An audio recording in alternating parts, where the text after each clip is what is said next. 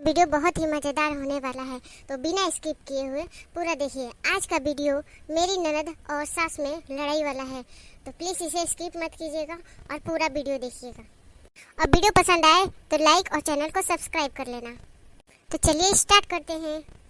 कैसन घर में बाप माई हमारे ब्याह कर देलस, खाली साण खानी खाए वाला लोग बाटे। जब भी आवो किचन में कबो ना खाना मिल सकता, का जाने कितना कितना खाला लोई। एक छोटी बना के जा आवो तो देखो कि सब बर्तन के बर्तन खाली बाटे, बस खाली खाला लोई ना कहे लो कि केहू औरियो बावे खाए वाला। एगो हमर नंदी बिया खाली जारी चरावे के जाने ले, एकरा कुछ ना बुझाला। कबो नहीं के पूछ सकत कि भौजी खइले बाड़ू कि ना, बस अपने पेट के फेर में रहेले, बनावा ठोस लेबेली। उनकर दुनिया उतने में बाटे। हमार त कपार में दर्द हो जाला कि देखो सारा बर्तन खाली पड़ल बाटे, कोनो में एको चुटकी खाना बाटे जितनी आदमी खा ले। खाली बनाओ, बस निमन निमन बनाओ, आइकरा लोग निमन निमन परोसा, बस यही में खुश रह लो। बाकी दूसरे को खुशी ना देखे लो। कबो नहीं खेल पूछ सकत कि तू लोग खैलू है कि ना, तू खैलू है कि ना, तू पीलू है कि ना। बस निकोरानी के हाल हो गल पूरा जाके, बस चूल्ही में मुड़ी घुसैले रहो अब बनावत रहो। हमरा घर से गैस आए रहे, गैस वो रख ले हलो कि पैसा लगी भरवाए में। अब बस चूल्हा झोंकत रहो, पूरा पिठारी लिए के रख दिलो, लकड़ी लिए के रख दिलो। इनकरा लोग के का करे के बा, बरसात हो को चाहे कुछ हो को बनावे के बा। हमरा नु हम जानता नहीं नु कितना दिक्कत से बनावे नहीं। ए भौजी कुछ खाए के बाटे द ना, बड़ी भूख लागल बाटे। हां बानू हम करे जा दे दी खाए के तरह के। काहे ऐसे बोले तारू, का भइल बा तारा? आग लागल बा तारा लोग के घर में आके, आग लागल बा हमारा पूरा देह में।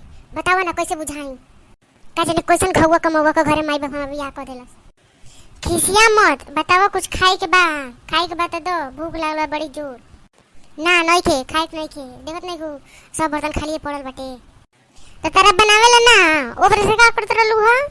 बैठले त बाड़ू सुबेरे से, तू नहीं को बना सकत, नहीं को खा सकत। कोनो छोट बाड़ू, लइका बाड़ू, 6 महीना के लइकी बाड़ू, जवान तो हो गल बाड़ू। हे तो चूल्हा बर्तन बना के खा ला, का दिक्कत बाटे? तू का करबो, तू का खाती आइल बड़ू? तार नौकरानी बन के आइल बनी तेरा के बना के खिया खाती। देखत है खा का गोसन शरीर मोटा के लेल बड़ू, तनी कमो धमो कर ला के पातर हो जीबू। लेके थोड़ी बड़ू, बियाह शादी के उम्र हो गल बाटे, काम धाम करबू तबे नु सीखबू। ओ जेबू ससुरवा तक कैसे बनाइबू, कैसे खिएबू सब कोई के? माई माई रे देख भौजी केतिया बोलतिया। माई जो तेरी ब्रह्माई से कहे किते भौजी बोले तरी अजारी चलावा तरी अखर को नहीं की देत, सब अकेले बना के खा तरी। हमरे के माने जरूरत कुछ नहीं की ना, हमरे के करत धरत बड़ी गइनी खाए ना मांगे खाती और दुनिया भर के बात सुना देली है। जा बुला दो, वो कम बड़ी का तू लो माई बेटी कम बड़ू लो का, तू तो निम्नो निम्नो आदमी के खाचा बाका बढ़ जे बोलो दोनों जनी। माई माई आओ जल्दी, तनी छोड़ा इनकर ओइठर।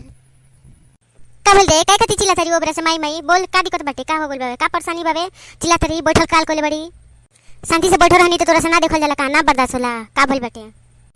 देखो भौजी का कह तरी खाना मांगो तरी त कितना ओइठ तरी, कैसे लागत खाना बना के ना कमा के खियाव तरी। तंते हटबे ओकरा लग जाई, का बोलते हो? हट हट हम जा खड़ा होके। का भइल बा हो, का परेशानी बाटे? काहे नहीं खूब बनावा तू खाना? काय खातिर आइल बड़ू? काय खातिर तरह के बियाह करके लियल बनी कि तू खाना ना बनाइबू? तरह के राज करे खातिर लियल बनी का? यही खातिर लियल बनी तू खाना बनाइबू, हमार सेवा करबू, तनी गोड़ दबेबू, कपड़ा धोबू? काय खातिर आइल बड़ू तू? राज करे खातिर आइल बड़ू? ना करबू काम तेज रहे ना दे हम तरह के टगे ना दे में जगवा भेज दम तरह के। जैसे चल जी अपना बाप के घरे रहियो रानी बन के, एजा रहे के बाटे तो तेरा सब काम करे के पड़ी, कोनो बहाना ना मारे के पड़ी। हमरो को करे के पड़ी, हमारे बेटियों को करे के पड़ी। तो रहे के बा तो शांति से रहो, खा पिया बनावा, खा सब कोई के खियावा, सब कोई के सेवा पानी कर, हमरो तनी गोड़ दाबा, हमार बेटी के भी सेवा कर। उ हमारे घर में को दिन रही, ओकरो बियाह शादी हो जाई, उहो चल जाई, तो हुनु तोहरे नु घर में रहे के बाटे, तोहरे नु घर में राज करे के बाटे। तो जब तक ले बियाह तब तक ले ओकर तनी सेवा पानी कर दो, का परेशानी बाटे? देखिए अम्मा जी बहुत ही सह लेनी, लेकिन हमारे बाजारी केहू ना चलाई। ई न तो कहीं कि हम बियाह को कैल बनी तो रवा लोग का जारी बात हम सुनम, हम एकदम नहीं सुन सकत। काहे कि हमार माई बाप खौवा कमौवा ना रहे रवा लोग खानी। हम बहुत बढ़िया घर से आइल बनी, रवा लोग खानी पूरा पेठारी झोंक के हम खाना ना बनावे निसन। हमनी घर जाके देखी, हमनी घरे गैस लाइन लागल बाटे, और रवा लोग के बाटे खाली पूरा पेठारी झोंको आ बनाओ आ एक छोटी बना दो, और रवा लोग के खाली खाए के बाटे, बस कुछ काम नहीं खे, बस खाए ली लो आ पसर जानी लो, और कोनो काम करे नी लो का दिन भर दोनों माई बेटी मिल के। हेकर चुंगलाई होकर चुंगलाई दिन भर बतियावत रहे के बाटे। कबो हेकर चुंगलाई कबो होकर चुंगलाई। उनकरा लोग से का करे बा, का जरूरी बाटे उनका लोग के चुंगलाई बतियावला के। खाली दिन भर इहे जो गुलाई बतियावे के बाटे कि फलानवा के मौगी फलानवा के पतोहिया हई लियल बे अपना नैहर से, हौ लियल बे अपना नैहर से। ई ना बुझाई कि अपनो पतोहिया को उतना सुख सुविधा देवे के चाहे कि ना खाली नैहरवे से लेके आवल जाला। एजा ना कुछ सुख सुविधा देहल जाला। जरूरी बा कि नैहरवे से लियाई तने सुख भोगी एजा वाली के। रउआ लोग कुछ खरीद के नहीं खिलो दे सकत। रउआ लोग इतना सकान नहीं खे, खाली लेबे के मन रहेला, देवे के ना मन रहेला। एको थोड़ी खाना बना के जानी त तू ही लो दोनों माई बेटी खा लो आ तारे को बेटा उ खालन और ही केहू खाला। हम तो देखेलू ना कितना कम खानी आ देखत नहीं को अपना बेटिया के खा खा के मोटा तारी। लेकिन ई ना कहेलू कि तेहू संगे संगे भौजैया के कुछ करा दे ना। एकदम बेटी के देह बचौले रहेली, अपनो देह बचौले रहेली। का जाने का करी है नी देहिया के ना बुझाला। बेटिया के देहिया के का करबू तू। एजा ना करी ससुरवा त करबे करी नु ते एजावा करी त का परेशानी हो जैतरा।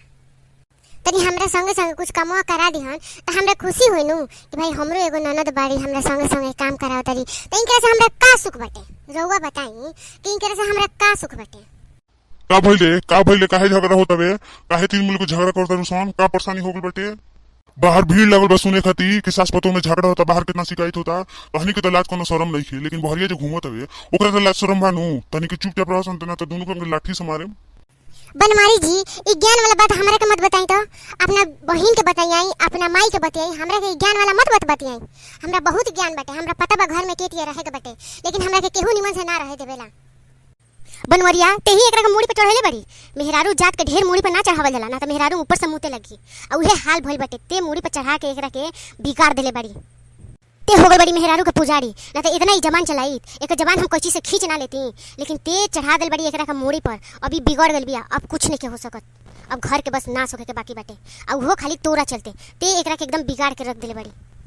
तोर हाल हो गल बा एकदम मेहर पुजवा के। ते कुछ नहीं बोल सकत, ते हमरा के बोल सकत रही, हमरा बेटी के बोल सकत रही, लेकिन ते अपना मेहरारू के कुछ नहीं बोल सकत। खाली रानी रानी बोल सकत रही बस। काहे कि तनी में दोनों में बिगाड़ हो जाई, फिर तोरा तो प्रॉब्लम हो जाई। ते ओकरा के तेही ओकरा के बिगाड़ के रख दिले बड़ी बस। 3 पवन बीत चुकल बाटे, 1 पवन बाकी बाटे। अभी तो ई हाल बाटे, आगे चल के का होई ई भगवाने मालिक बाड़न। हमरा सब दिखाई देता, आगे का होई का ना होई ई सब यही जैसे लौकत हवे। ई सास पतोह के झगड़ा में हमी लगता कुटा जाम। बनवारी बेटा ई जैसे निकल जा ना तो तार खैर नहीं खे। काहे कि तू मेहरारू जोर से नहीं बोल सकत आ माइयो जोर से नहीं बोल सकत। इससे बढ़िया बाटे कि एकनी को अपने में फरियावे दो आ तू जैसे घसक जा। अच्छा ठीक बाटे, तनी के दोनों फरिया लसन, हम जाता नहीं बाहरी। अब बताई ऊ तो गई नहीं बहरी आ रउआ बताई रउआ का हम जुलुम करेनी। घर में बानी ए जगवा त हम का रउआ पे जुलुम करेनी। रउआ से अपन देह दबवाएनी, अपन कपड़ा पिचवावेनी, सारा काम तो दिन भर हम करेनी। रउआ तो दिन भर बैठे रहेनी, तब काहे रउआ परेशानी होता इतना। कहतानी कि मेहर पुजवा हो गइल बाटे। का मेहर पुजवा हो गइल बानी ना। हमरा से बड़ी बढ़िया से बतियाई, हमरा से लाठी से मारत रही तब रउआ बढ़िया लगी, मार खात रही तब रउआ बढ़िया लगी, तब रउआ चैन धरी। का जाने कौना घर से ई आइल बिया, एकरा से बोलेले बेकार बाटे। चल रे बेटी हमनी के चलल जाओ, रहे देख रखे एकरे घर में राज करे दे। हम बैठल बनवारी भैया थे एकदम इंकरा के बिगाड़ के रख देले बड़न। तभी तो हमनी के बात नहीं मानती एकदम में। हम जाता नहीं ते रहो, ते राज कर, हमनी के जाता नहीं सन माई बेटी बाहर। तोरा मुड़ी पे बोझा हो खमसन ते बनाओ खो रहो। अब हम जाता नहीं बाहर बेटी के लेके। छुछु रुख देबे तो खा लेम सन, पड़ा रहम सन एगो कोना में। अब तो तोरे राज बाटे, बनवरियो तो कुछ कही ना तोरा से। काहे के कही तो बिगाड़ हो जाई, तो हमनी के जाता नहीं सन ते रहो जगवा। चलो दोनों जनी जे बोले तबे तो हमार माथा पके बोझ तनी हल्का होई। चिल्ला चिल्लात कपार दुखाता हमार। माई हमरा भूख लागल बावे। तोर तो खाली ढीड़वे ढीड़वे भई रहेला। चल पैसा दे तनी भरी से कुछ किन के खा ले, लेकिन एकरा लगे अभी मत आइए, शाम के एक बार खाई जाई।